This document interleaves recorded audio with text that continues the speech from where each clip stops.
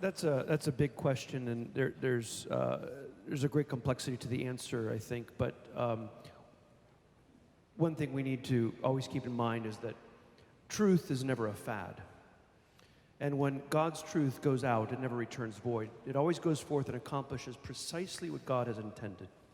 And we need to be grateful for God's truth going forth to the young, to the aged, to all. And we need to contend for that truth and continue to proclaim that truth and to be grateful for the truth of the Lord going forth.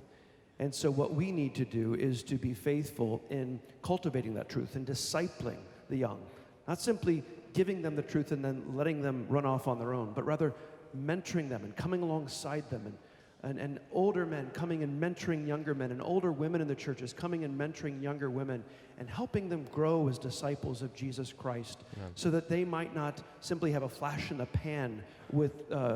Reformed theology in the Bible, but that they might come to learn to know how to love the Bible, how to love the Lord Jesus Christ, how to grow in the Lord Jesus Christ into maturity in the church of Jesus Christ, and that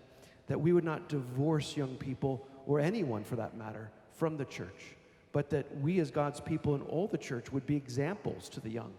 and that we would be examples in our faith, and that we'd be examples in our worship, and that we'd be coming to worship and attending worship, attending to the means of grace.